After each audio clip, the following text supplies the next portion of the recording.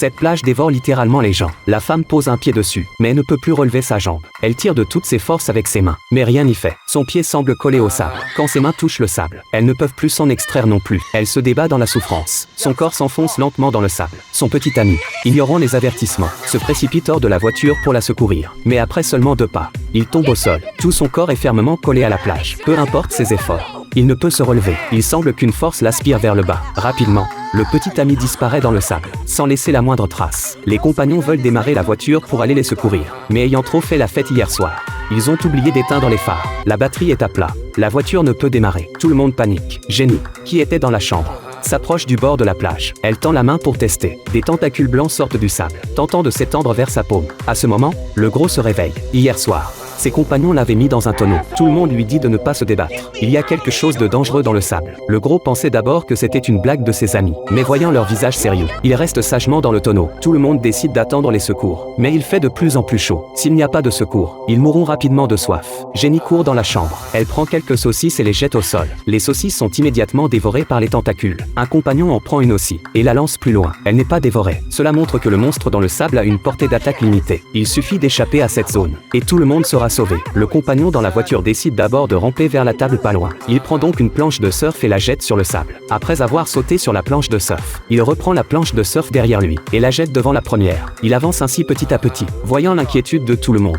Il ressent même une pointe de fierté. Malheureusement, un accident va bientôt se produire. Il est presque arrivé à la table, mais la planche de surf glisse vers l'arrière. Il ne peut que s'appuyer sur la table avec ses mains, alors que la planche glisse vers l'arrière. Il se rapproche de plus en plus du sable. D'innombrables tentacules sortent du sable. Il endure la douleur intense. Il se hisse rapidement sur la table, puis s'allonge dans la douleur. Ses blessures s'aggravent constamment. Le monstre dans le sable ne leur donne pas de répit. Il commence à attaquer les pneus de la voiture. À ce moment, une voiture arrive. C'est la patrouille côtière. Tout le monde crie fort. Il y a un monstre mangeur d'hommes dans le sable. Mais le policier ne les croit pas du tout. Il descend de voiture pour examiner la situation. Les tentacules dans le sable ne l'attaquent pas. Il veut sortir le gros du tonneau, mais celui-ci est trop lourd. Il ne peut pas le déplacer du tout. Le policier continue de marcher dans le sable. Tout semble normal. Il pense que ces gens ont certainement des hallucinations. À ce moment, quelqu'un remarque qu'il porte peut-être des chaussures en cuir, qui bloquent les attaques du monstre dans le sable. Soudain, le policier fait tomber ses clés. Il veut tendre la main pour les ramasser. Sa main ne peut plus s'extraire. Il tire avec son autre main, mais ne peut toujours pas la dégager. Au contraire, il s'enfonce de plus en plus. Il commence à croire ce que tout le monde dit. Mais il est trop tard. D'innombrables tentacules sortent du sable, ne laissant finalement qu'une petite cuvette dans le sable.